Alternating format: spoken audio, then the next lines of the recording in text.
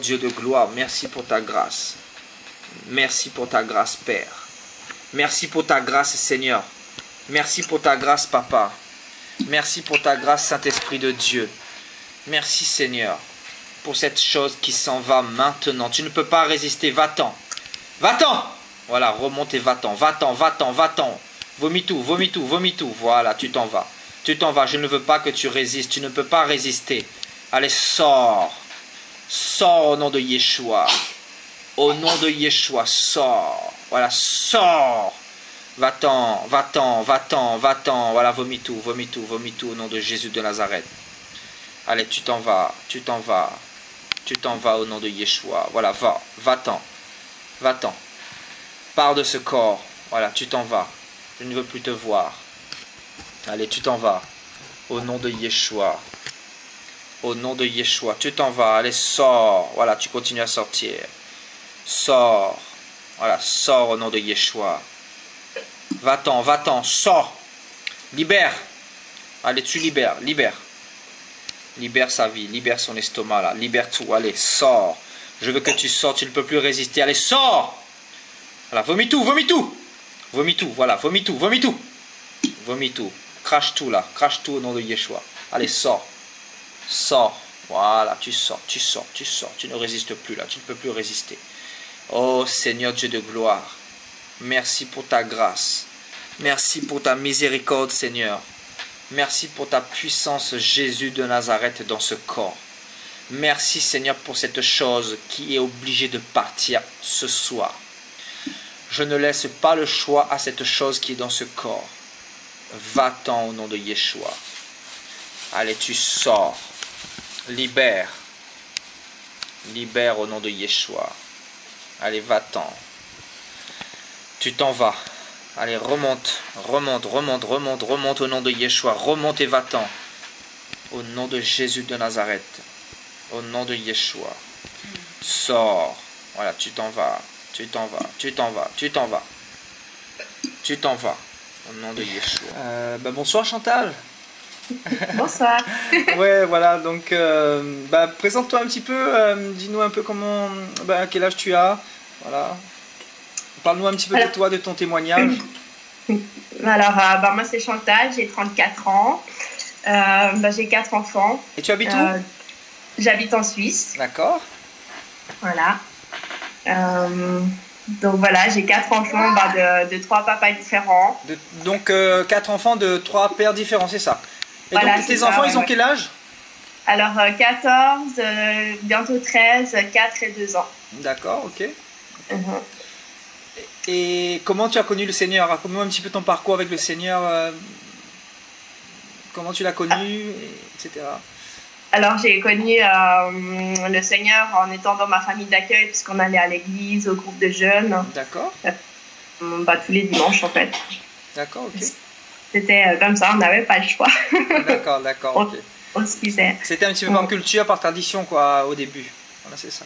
Oui, et puis je pense qu'aussi au début c'était pour faire plaisir, parce que voilà, on n'avait pas... C'est ça, d'accord, d'accord, ok. Voilà. Et tu me disais que tu étais dans une chorale tout à l'heure. Tu me disais que tu chantais pour le Seigneur quand tu avais 15 ans, c'est ça? Oui, alors j'ai chanté avec le groupe de jeunes, j'ai chanté aussi avec un chœur extérieur. D'accord. De l'école, puis j'aimais beaucoup ça, quoi. Et puis c'est vrai que quand tout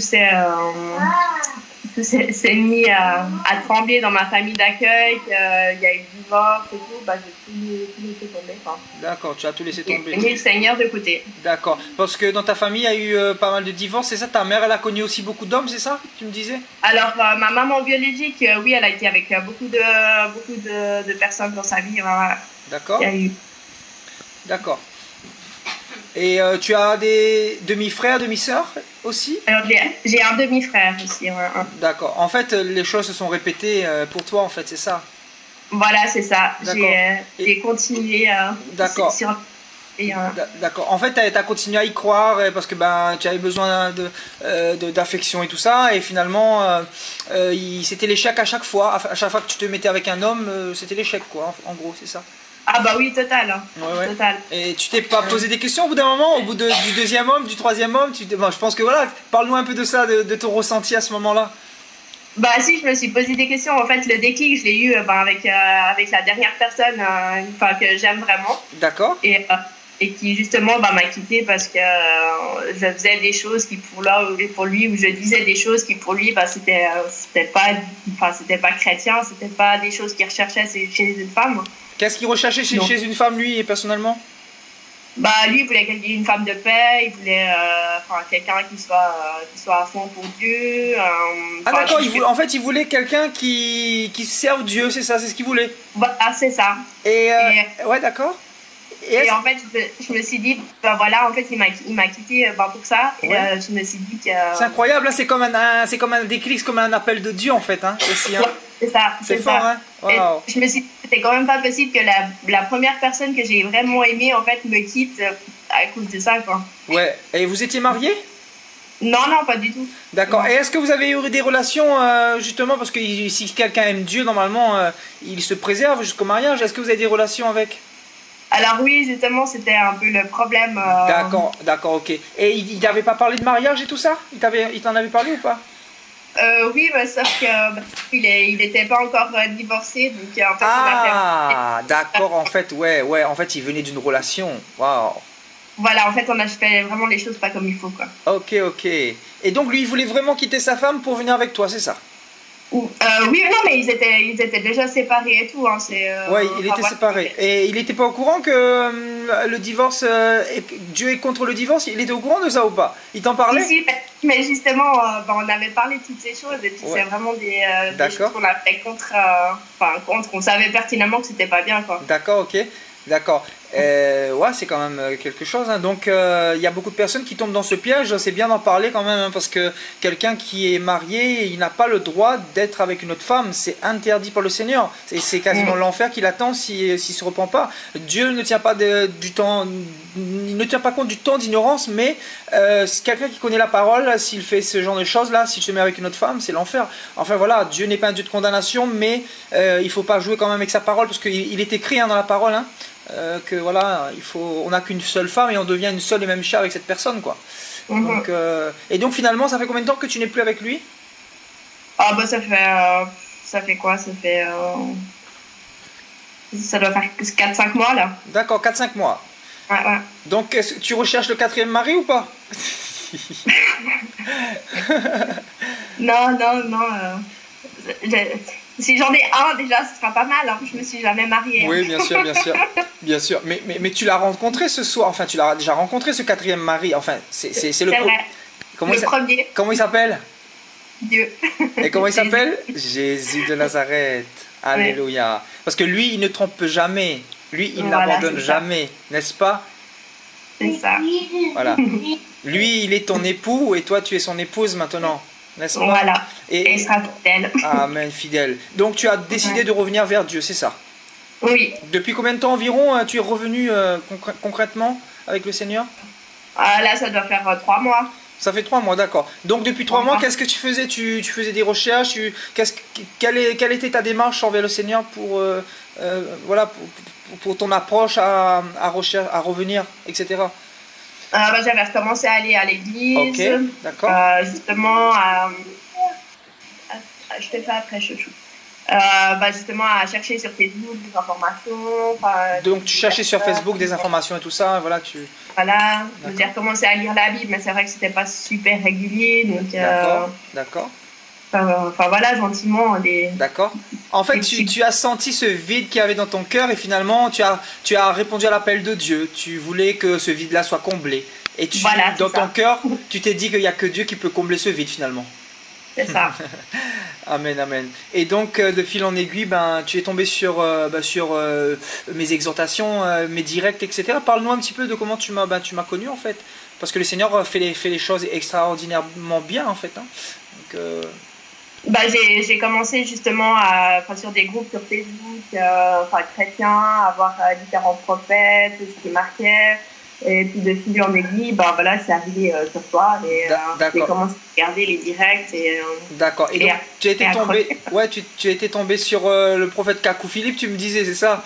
C'est ça, ouais. Ouais, le big faux prophète qui dit qu'il est le chemin, la vérité et la vie et que si on passe pas par lui, on peut pas aller au ciel. On est condamné, c'est ça. Donc tout de suite, tu as eu le discernement que voilà, il n'était pas de Dieu, quoi. Tu as eu le discernement. Bah non, parce que c'est pas ce que la parole enseigne, donc voilà. Voilà, tu avais quand même certaines bases bibliques, quelques Voilà, c'est ça. D'accord. Et du coup, ben... je dis merci à ma famille de m'avoir amené à l'église. Donc tu vois, Dieu ne fait jamais les choses par hasard parce qu'il met déjà des semences en chacun de nous et voilà, ben, ça reste quoi. Voilà. Et donc de fil en aiguille, tu es tombé sur mes exhortations. Ça fait 3 semaines hein, que tu nous suis environ, hein, c'est ça?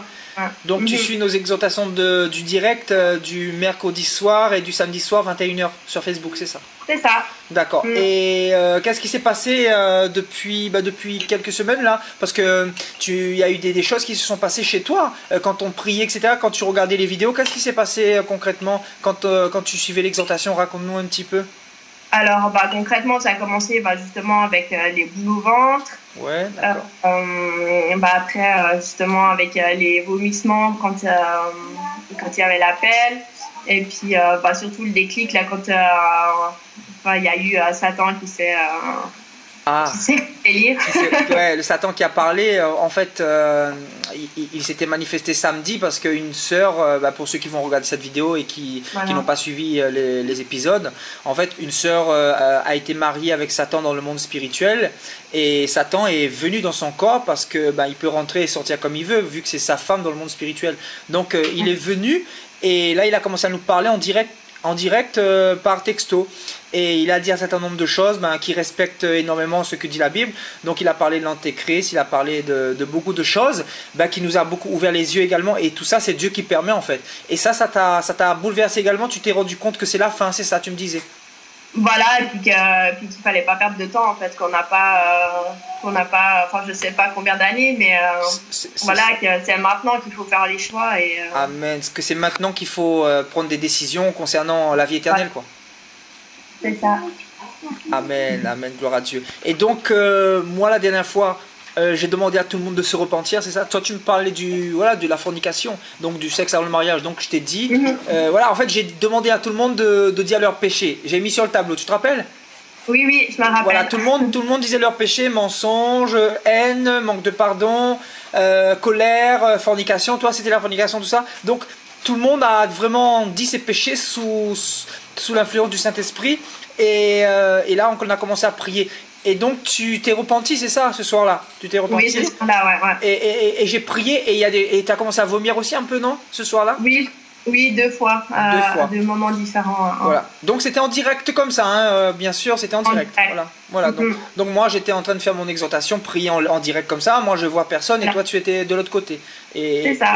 D'accord. Et donc, ce soir, en fait, on a convenu de se voir.